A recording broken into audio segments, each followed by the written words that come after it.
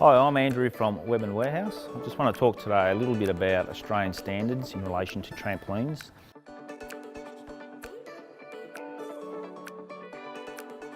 The last revision was done in 2015, so that's the current version. The main thing about it is it's not mandatory, so it's what they deem a voluntary standard. But once you say your trampoline is certified to Australian standards, you've got to really make sure it actually is certified. Australian standards worldwide has a reputation of being the toughest trampoline standard to meet for a domestic trampoline. And the way a weight rating is given to a trampoline, that test has changed over the years.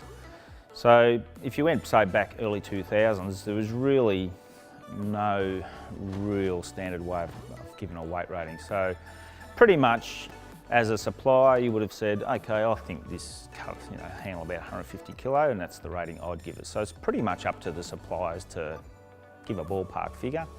So there were some outlandish figures given, I guess, to outcompete each other. People would say, oh, ours covers 200 kilo.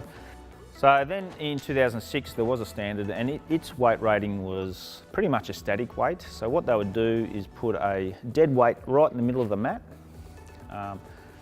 and they would keep loading on steel weights in the middle of the mat until the mat was 20% off the ground. So if you imagine your trampoline height there, the weight would push the mat all the way down. Once it hit 20%, that was the cutoff point.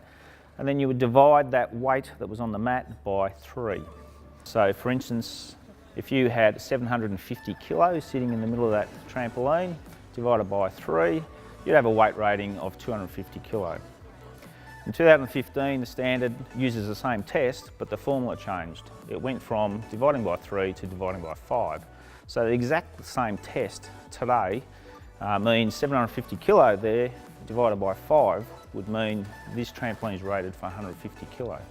It sounds good to have a really high number, but pretty much I could make this trampoline here give, 2, 3, 4, 500 kilo weight rating.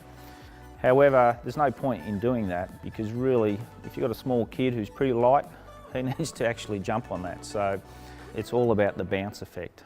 So really what you want is a balance of a strong frame that can handle decent weights and loads, but also have the bounce that you need.